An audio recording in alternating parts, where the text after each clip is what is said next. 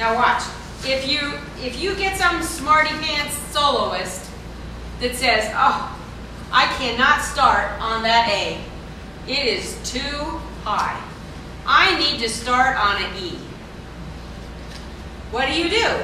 You find out that you use the number. And you go down column number 3 until you find an E. What key will I play in? C. Hallelujah. The key of C. What if the soloist says I need to start on a C note? Go down column number 3 till you find a C. Where is it? It's way down in the key of A. And then you write the A scale underneath the F scale and you go from there. Okay, now watch. What's the second note? Well, look it. Now, there are a bunch of A's, so I'm going to go, if I change it to the key of B flat, I'm going to go D, D, D, D, D. Now look, the next note that's different is a B flat. Okay? What note is under B flat? E flat. And I write an E flat. All right? And then I have a C. Underneath the C is an F. And I rewrite the song out one note at a time. Now mind you, I'm not doing this by ear right now. Okay, I'm actually writing the song over. One note. It's kind of fun. Because when you're done and it sounds good, you go, yeah! Well, maybe you don't, but you should. Now, the same thing is true with the chord. If the first chord in the key of F is an F, what number is that? 1. All right, so what will the new first chord be in the key of B flat? Go down, just go right underneath it. It is a B flat chord. All right, make sense? Now, I rewrote that whole song, and I did it for you because see how I wrote the F scale and the B flat scale? String of Pearls has the first segment in the key of F and the second segment in the key of B flat. The third one I wrote is in the key of C. So I wrote out the B flat scale, which is right above it, and the C scale, which is going to be right below it. And the first note is an E, because up on top the first note was a D. See, the E is right under it. And I started writing the song for you. You get to write the rest. Now here's the problem. If you're not so good at writing notes yet, this will be good for you. Because most people who are beginning note readers really aren't very good note writers. Alright, so just take your pencil and copy it. Give the notes the same amount of time. What would happen in the key of F if I had an accidental? For example, let's say the composer decided to flat the D. In the key of F, if the D was flatted, what would happen to the G underneath it? It would be flatted also. If the composer decided to use a G minor chord in the key of F, what would the chord be in the key of B flat? C minor. See? Whatever, okay, here's the rule. Whatever they doeth to the original, you doeth to the new one. That's it. If it's an E flat augmented ninth in the key of F, it's an A flat augmented ninth in the key of B flat. See? The letters, you don't change the letters, but you do whatever they do after the letter, you do the same thing. If they make the B flat chord a B natural chord in the key of F, which will never happen by the way, then you would make that E flat chord an E natural chord too. And that's all there is to transposing. It's so logical, it's really kind of scary. And you know, I went all the way through college and they never told me that.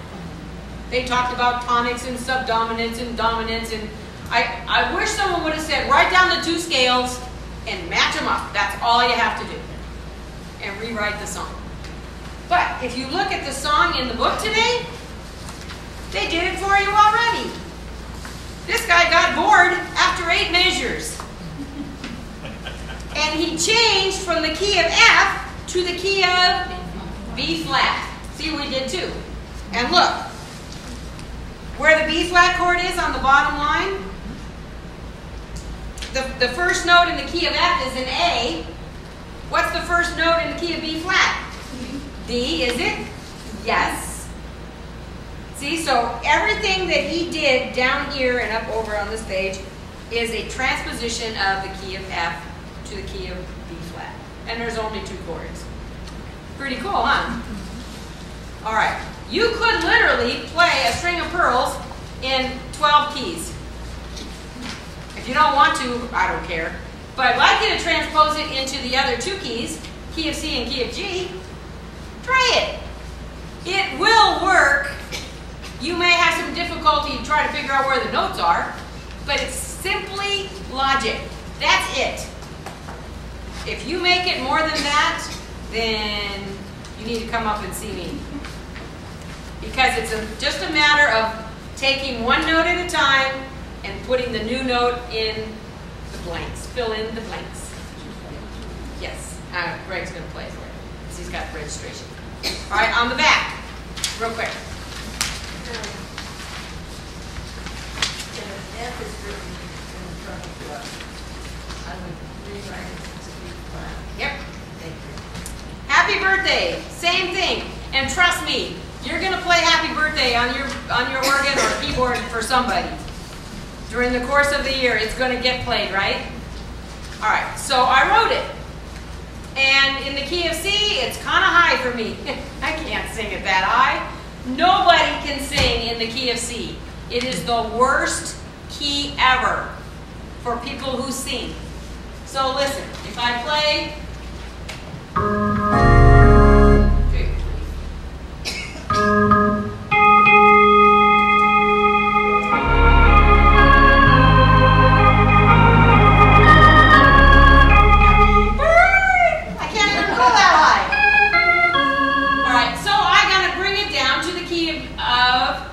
G. See,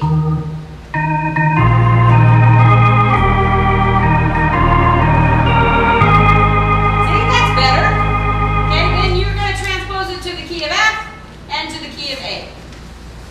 And if you want, you could transpose it into 12 different keys and you'll be prepared for anything.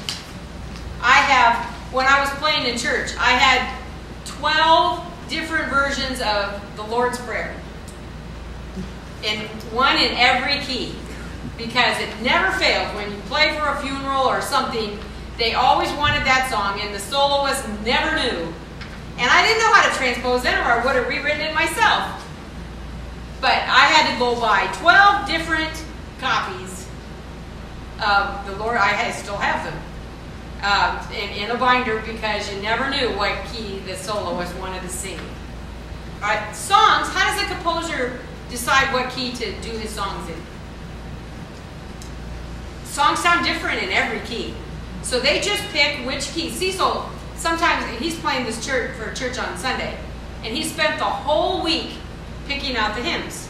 And once he gets the hymns picked out, he tries to put them, because just a regular musician will just take the hymnal, play them, done. But a good church musician will consider what's the best key for that hymn to be in for people to sing in. Because sometimes the soloist or the person leading the worship picks the key that's best for them. And do you ever notice that on Sundays? You go and they start to play and you go, you can't even begin to sing the song because it's either way too high or way too low. So a good song leader will pick the key that the general public can sing in for that song. Consider the range and everything else. Okay? So that's why it's kind of cool to know a little bit about transposing. It's also kind of cool to understand the music is very logical. It's all based on mathematical principles. And when you look at the scales, it's amazing.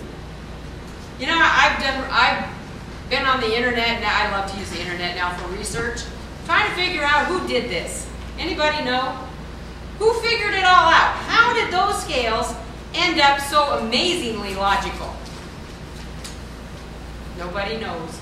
So I just chalked it up to God. Hey, there's a lot of mysteries nobody can answer.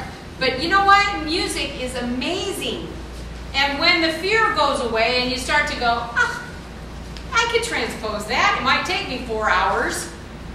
See, that's why if you only have a couple minutes, you kick the transposer in.